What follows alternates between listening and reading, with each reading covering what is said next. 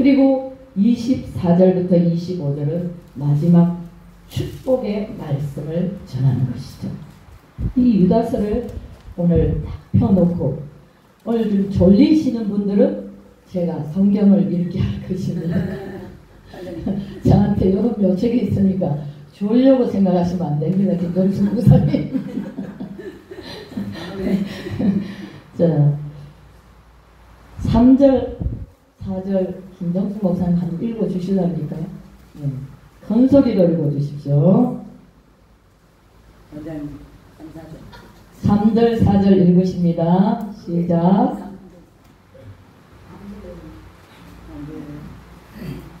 우리가 보고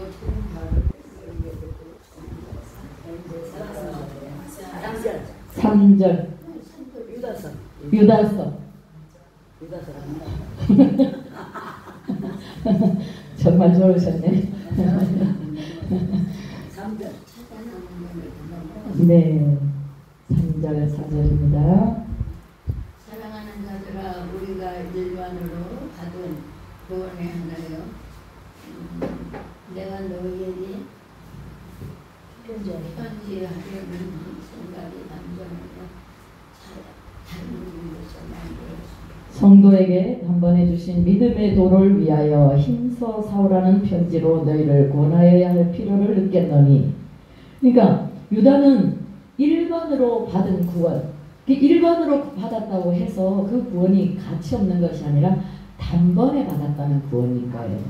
예수 그리스도께서 우리에게 아무 조건 없이 거저 주신 구원, 단번에 주신 구원, 예수 그리스도를 우리의 구주로 믿기만 하면 우리는 구원받는 그 구원을 이미 우리에게 주셨는데, 그 믿음을 잘 지켜서 그 믿음의 도를 따라 내가 여러분들에게 가르쳐준 하나님의 말씀을 또한 여러분들이 잘 받았다면, 그 도를 잘 따랐다면 거기에 대해서 말씀을 다시 한번 강조하려고 보내드렸는데, 그렇게 생각하고 이 피를 들었는데,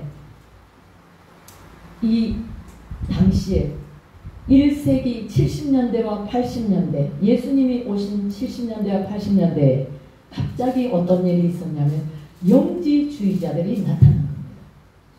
영지주의자들은 거짓 교사라고 여기에 표현하고 있습니다. 4절에 이는 가만히 들어온 사람 몇이 있음이라. 그들은 옛적부터 이 판결을 받기로 미리 기록된 자니 경건하지 아니하여 우리 하나님의 은혜를 도리어 방탕한 것으로 바꾸고 홀로 하나이신 주제 곧 우리 주 예수 그리스도를 뭐 한다고요? 부인하는 자니라. 예수 그리스도를 부인하면 그 사람은 이단이거나 하나님을 알지 못하는 사람이겠죠. 그런 영지주의가 그때 당시에 판을 치고 있었다는 것입니다. 그래서 자기가 교회를 세우고 가르치던 이 제자들에게, 성도들에게 급히 마음을 바꾸어서 이렇게 편지를 보내는데, 이들이 어떤 사람이며 여러분들은 어떻게 살아야 하며 어떤 신앙을 가져야 될지를 말씀하는 거예요. 사실 유다는 이 그리스도의 은혜로 구원을 얻고 복음 사역을 부르심을 받은 자로서 자신이 모든 것을 그리스도를 위하여 죽기로 각오했던 사람이기 때문에, 우리 역시도, 부름받은 우리도, 오늘 이 마지막 시대를 살아가는 우리도 이제 로마서 14장 7절로 8절에 보면 우리 중에 누구든지 자기를 위하여 사는 자도 없고 자기를 위하여 죽는 자도 없도다. 우리가 살아도 주를 위하여 살고 죽어도 주를 위하여 죽나니 그러므로 사나 죽으나 우리는 주의 것이로다. 아멘.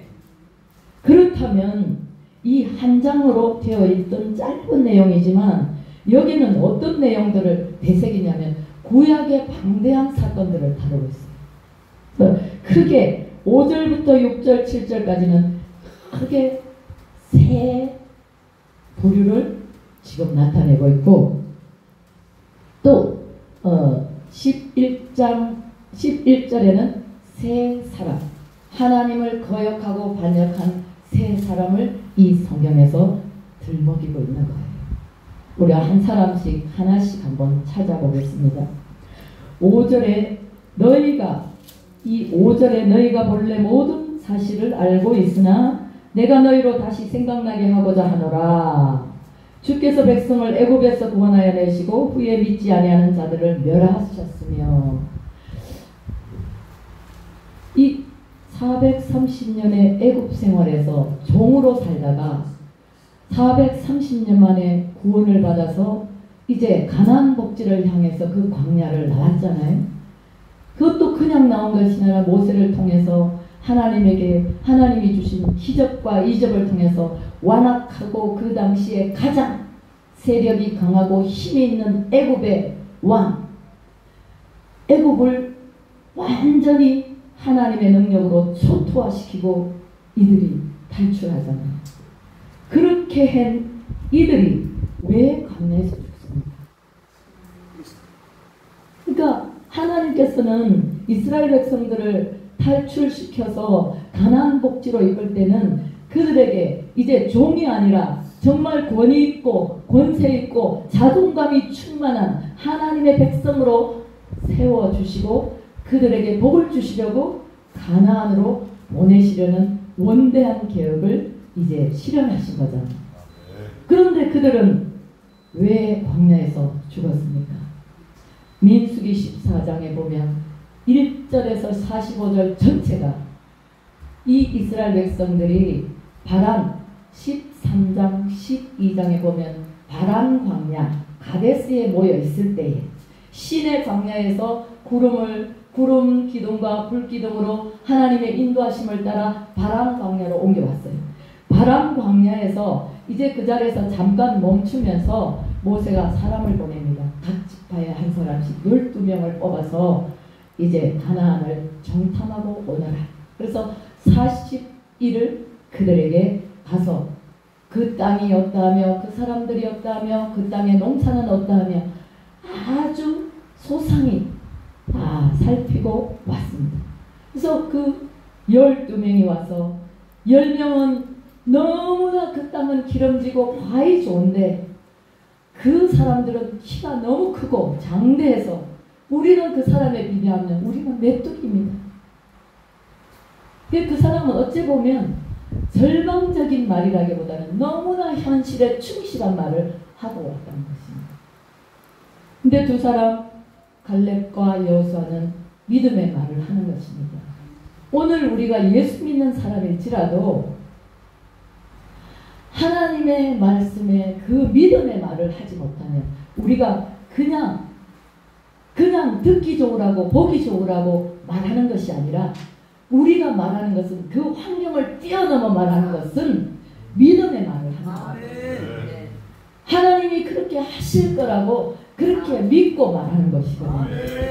오늘 우리가 자든지 먹든지 흉하든지 칭찬을 하든지 우리가 선한 일을 하든 악한 일을 하든 우리 배후에는 항상 우리 아버지가 들으시고 보시고 알고 계신다는 것입니다. 아멘. 그래서 우리는 내가 내 성질대로 내가 내 기질대로 할 수가 없는 것이지. 아멘. 하나님을 정말 하나님의 깊이와 높이와 넓이와 길이를 안다면 우리는 감히 하나님 앞에서 사는 우리가 함부로 말할 수 없고 함부로 행동할 수 없고 함부로 생각할 수가 없는 것이죠. 우리의 머리칼까지 세신바 되시는 하나님이 나와 함께 우리가 알든 모르든 계시기 때문인 것이죠. 그런데 이스라엘 백성들은 믿음의 말은커녕 현실의 말을 10명이 하고 2명은 믿음의 말을 함으로 다수를 따라 10명의 말을 듣고 밤새도록 잠을 자지 않고 그 회막 앞에서 울고 불고 원망하면서 어떻게 하나님 어디 우리가 죽을 매장지가 없어서 여기다가 광야에 와서 죽게 만들려고 그러셨습니까 하고 땅을 치고 통곡을 하면서 울었던 것입니다. 그럴 때에 여호수아와 갈렙은 그렇지 않다. 저들은 우리의 발이다. 하나님이 우리를 위하시면 누가 우리를 잘 수 있겠나. 그렇게 말했지만 다수의 말을 따라 그 두 사람의 말을 깡그리 묵살해버린 것이죠. 그러면서 하나님께서 얼마나 슬프셨는지 기적과 이적을 보고 그 광야에서 그 홍해를 건너오고 홍해에서 그 뒤따라오는 애국 군인들이 그 몰살되는 것을 눈으로 목도하거든. 그들이 그렇게 술 피우며 땅을 치며 통곡하고 원망불평하는 그것을 보고 이렇게 하나님께서 그들을 완전히 그 자리에서 바로 죽여버린다고 했어요.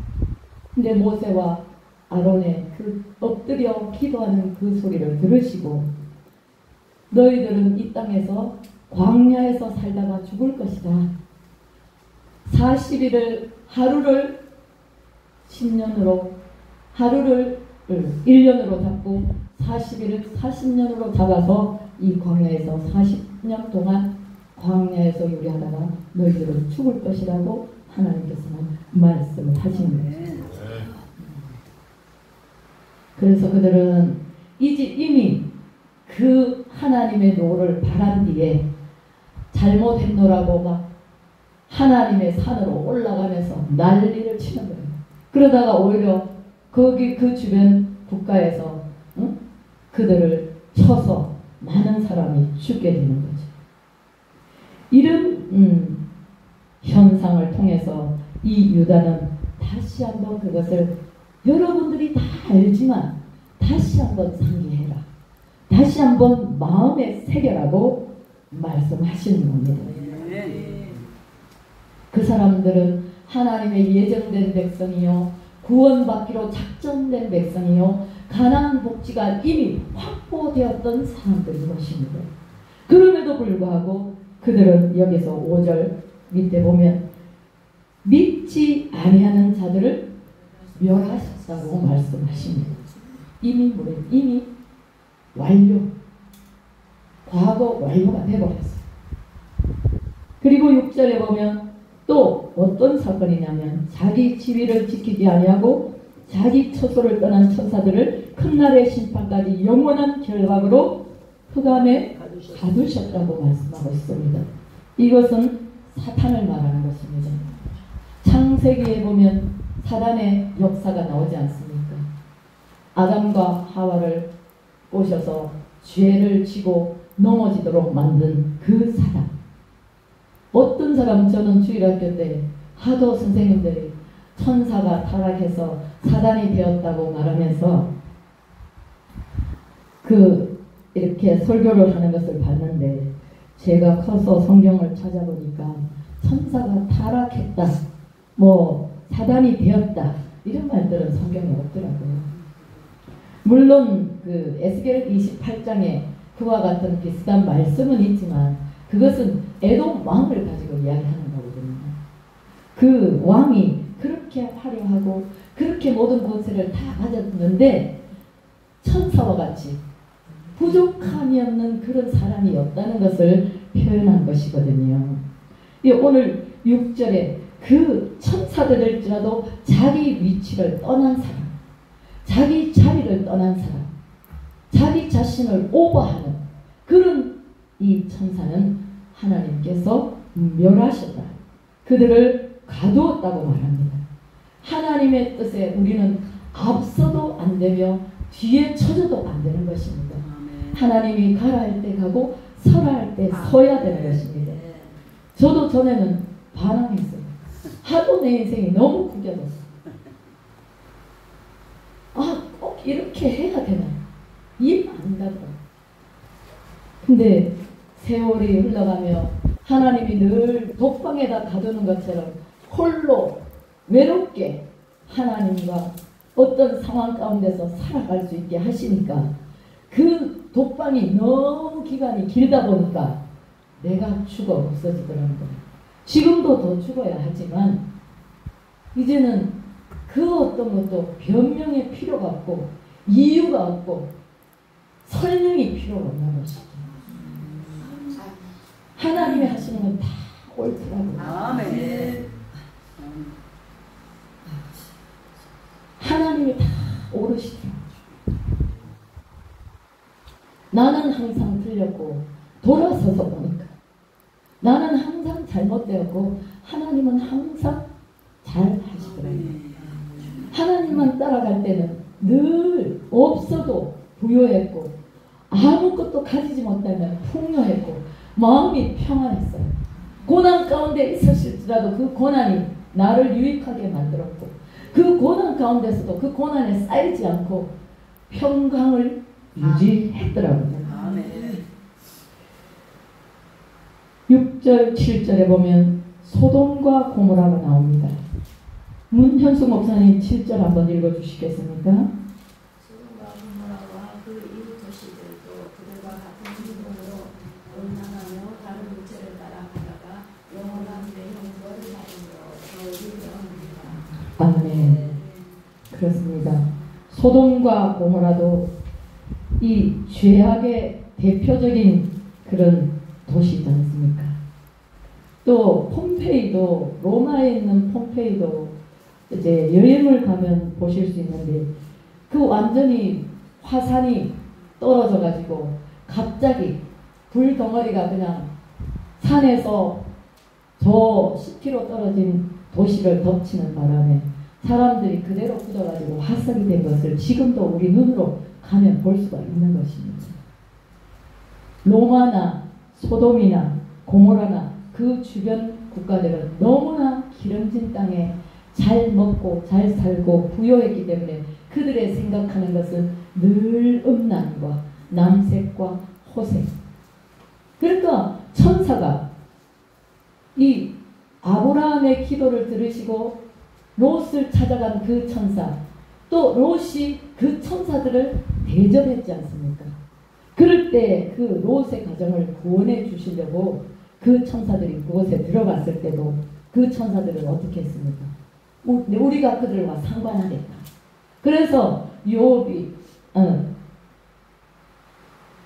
롯이 그것을 막기 위해서 내 남자를 알지 못하는 내 딸들을 내줄 테니까 저분들에게는 손을 대지 말라고 간곡히 부탁을 하죠. 그러니까 이 완악한 사람들이 오히려 롯을 보고 어디서 들어온 사람들이 네가 주인 노릇을 할 거냐고 이렇게 하면서 그 사람들의 말을 무시합니다. 그리고 그 천사들을 붙들고 가서 성행위를 하려고 잡아가려고 할 때 그 상황이 긴급하니까 천사들이 그들의 눈을 멀게 했다고 합니다. 그러면서 바로 불의 심판의 진노가 떨어지는 것이죠. 이 변태적인 성범죄는 신명기 27장 21절에 보면 짐승과 교합하는 자고 저주를 받을 것이다. 그렇게 말씀합니다. 그들은 그러니까 성적으로 즐길 수 있는 모든 악을 다 동원해서 자기의 쾌락을 위해 살았던 사람들이라는 것입니다. 그러므로 유다는 이렇게 큰 세계의 사건을 말하면서 잘 듣고 다시 한번 새기고 다시 한번 명심해라고 이렇게 가르쳐 주시는 거죠. 이 8절부터 13절까지는 이들에 대해서 또 세 사람의 11절에 세 사람의 사람이 나오면서 다시 한번 강조하여 설명하고 있는 내용입니다. 불경건한 자들에 대한 심판의 역사적 실제를 미리 앞에서 제시했지만 심판을 통해 성도들은 결코 하나님을 사랑하고 하나님을 경외하는 자들에게는 은혜를 베푸시고 깨닫게 해 주신다고 하나님은 말씀하십니다. 성도들은 쾌락, 하나님을 동시에 추구할 수는 결단코 없는 것입니다. 쾌락이면 쾌락, 하나님이면 하나님. 오늘 우리는 선택해야 합니다. 거짓 교사들은 그러면 누구냐? 성적 문란하고 하나님의 권위를 무시하는 사람이고 하나님의 영광에 대한 것을 회방하고 있는 사람들이고 겉으로는 하나님의 종인 것 같으나 실상은 허망한 가르침을 하는 이들입니다. 이들은 종말에 하나님의 심판을 받기로 예정이 되어 있는 사람들인 것입니다. 인간은 멸망과 허무밖에는 없음을 증거하고 있는 것이죠. 고린도후서 6장 14절로 16절에 보면 너희는 믿지 않는 자와 멍에를 함께 내지 말라. 의와 불법이 어찌 함께하며 빛과 어둠이 어찌 사귈까. 그리스도와 벨리알이 어찌 조화되며 믿는 자와 믿지 않는 자가 어찌 상관하며 하나님의 성전과 우상이 어찌 일치가 되리요. 우리는 살아계신 하나님의 성전이라. 이와 같이 하나님께서 이르시되 내가 그들 가운데 거하며 두루 행하여 나는 그들의 하나님이 되고 그들은 나의 백성이 되리라고 레위기서 26장은 말씀하고 있습니다. 9절로 10절에 보면 천사장 미가엘이 나옵니다. 천사장 미가엘이 모세의 시체에 관하여 마귀와 다투어 변론할 때에 감히 비방하는 판결을 내리지 못하고 다만 말하되 주께서 너를 꾸짖으시기를 원하노라 하였거늘. 여기에서 천사장 미가엘의 겸손함을 볼 수 있는 것입니다. 그보다 낮은 거짓 교사들이 겸손한 천사장과는 비교할 수 없는 그들이 어떻게 사람을 무시하고 사상권권 이렇게 모든 것을 자기 마음대로 판단할 수 있겠느냐는 그런 말씀이죠. 성경은 결코 이 없는 이야기지만 외경에 보면 모세 승천기라는 그 책에 보면 성령의 인도하심을 따라 이 유다는 이 책을 인용해. 성경 말고도 외경이 많지 않습니까? 그 외경 중에서 모세 승천기를 들먹이는 것이죠.